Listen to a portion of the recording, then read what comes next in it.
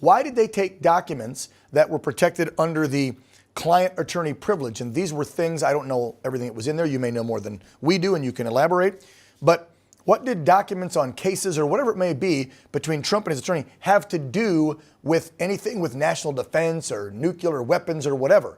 Because we were told they took those documents as well. That wasn't on the list, right? Why would they take those? Yeah, I mean, in addition to this, the very raid itself, which was inappropriate. Yes. The warrant, as you highlight, allowed them virtually take anything they wanted.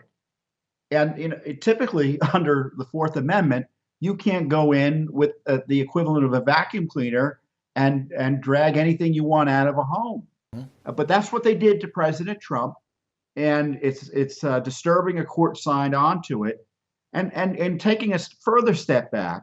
One of the other big lies, or at least a major issue that's in dispute, is whether any of the documents were covered by the Presidential Records Act, whether any of the documents were classified, because the Justice Department's prior position, and we had litigated this very issue against over Bill Clinton tapes that he had that presumably were classified or would have been or should have been and were presidential records.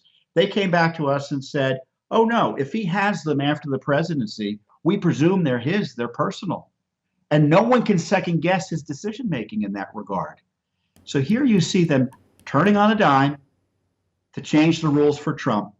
And if I were Trump, I'd go into the court not only to assert my Fourth Amendment rights, but to demand all of the records back in addition, because none of them are classified under the law. None of them are presidential records under the law.